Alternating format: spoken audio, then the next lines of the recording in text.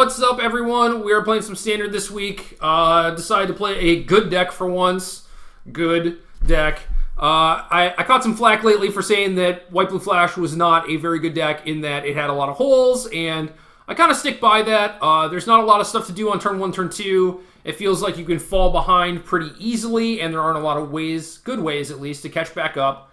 But yeah, we're going to try it, see what happens. Andrew Shrout's 5-0'd a league with his take on the deck, which had Revolutionary Rebuff in the main deck, which I like a lot because the format right now seems like a lot of Flash and a lot of Delirium, and Rebuff is quite good against those decks. Obviously, I'm still worried about White-Red Vehicles a decent amount, but Rebuff is the kind of card that can actually just like catch a Bushwhacker turn pretty well, so I do like that aspect of it, and I do think Bushwhacker is probably the better White-Red deck, but whatever.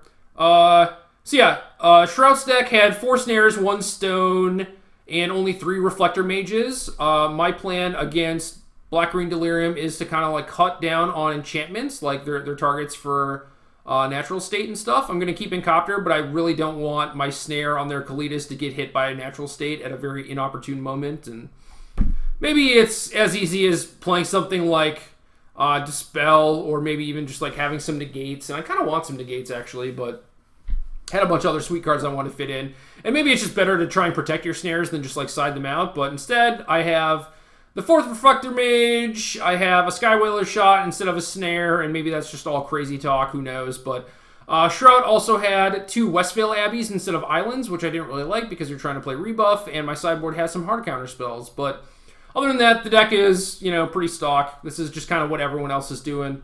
Sideboard, 2 Fragmentize. I like these for vehicles, the mirror match. I have 2 Blessed Alliance, which are basically a hedge, because, I don't know, I looked at my sideboard, I didn't really have a lot of stuff for aggressive decks. I have Linvala, which I think is great, and is just the card, but I didn't really have anything else. So if you play against red-black aggro, or the green energy decks, like the Bristling Hydra, Electrostatic Pummeler, that sort of stuff, Blessed Alliance is going to be really good there. I have some Declaration Stones, which are kind of replacing the snares when I play against the Delirium decks. The Linvalas, as I noted, I like these in the mirror, at least on the draw. Like probably 2 on the draw, 1 on the play, that sort of thing. I like them against any sort of deck that's trying to kill you, Haunted Dead, whatever. My plan against Black-Green Delirium is basically counter spells, more Planeswalkers, in this case Jace. Basically just keep them off balance, not let them build a board position, use Jace to draw a bunch of cards, or just like bounce their Kalitas, bounce their, Mindrak Demon, whatever crap they have. Grimflare, I guess. Keep control of the board, scatter the winds, spell shrivel.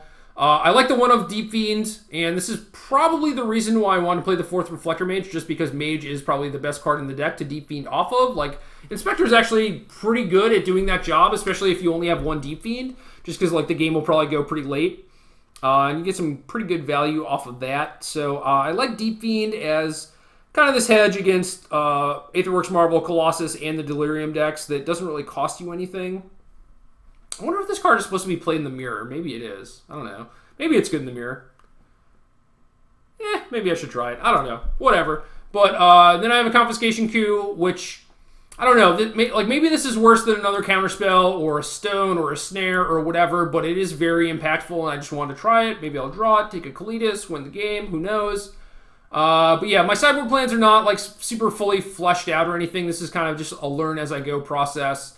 I played the deck some, not a ton, but that's about it. Yeah, I think the rebuffs go kind of a long way to solving the problem, like a Dece plus amount of the way towards having early interaction and stuff. Realistically, what you just want to do is win every die roll, but certainly that's not going to happen. So I like the rebuffs a lot. I think they are, I don't know, it's just kind of like a clever solution to a problem where it's like rebuff exists and it's like clearly a playable card, but at the same time, like we're in week 3 or whatever after the Pro Tour that was just like dominated by artifact decks, or not really dominated, but like they showed up a lot. There were a bunch of them.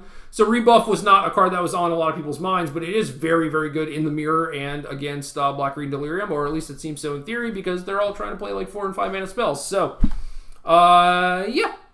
That's it. I think rebuff is good, which is basically what made me want to try the deck. So Andrew Shrout, thank you very much. Let's get to the battles.